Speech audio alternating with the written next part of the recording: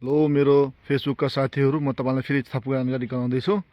हेर्नुस् यहाँसम्म आइपुगेछ है यो पुल बन्दै बन्दै। हेर्नुस् यो आउने दिनमा शिवपुरा र सैनिकको मान्छेलाई जो आउने जाने क्रममा यो बाधा भइराखेको थियो। हेर्नुस् यो बाधाहरू यो आउने जाने क्रममा यो एकदम अब सहज हुन्छ आउने दिनमा। हेर्नुस् यो आउने दिनमा सहज हुन्छ। हेर्नुस् साथीहरू, तपाईँ देश विदेशका रहेका साथीहरू हेर्नुस् यो तपाईँको यस्तै पुल बन्दैछ।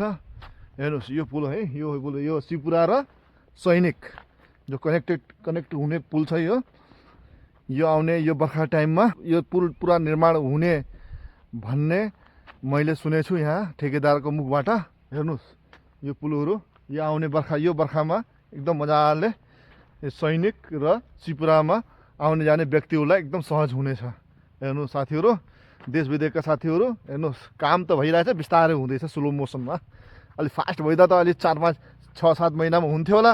अब होइन, अरू देशमा यो पुल धेरै भनेको 1 महिनाभित्र अरू देशमा भइदा त विकसित देशमा भइदा। अब के अरे नेपालको देशको अवस्था तपाईँलाई थाहै छ होला, बजेटहरू कम छ।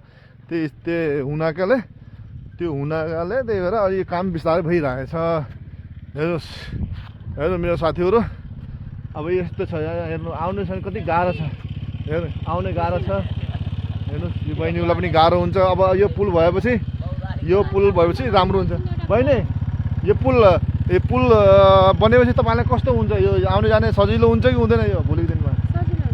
त्यही त, अब हामीलाई कति गाह्रो हुन्छ होइन यो पुल नभए त। हेर्नु साथीहरू, यसरी अब छोरी मान्छेलाई पनि गाह्रै हुन्छ। ल लाइक एन्ड सब्सक्राइब गरिदिनु होला मेरो साथीहरू।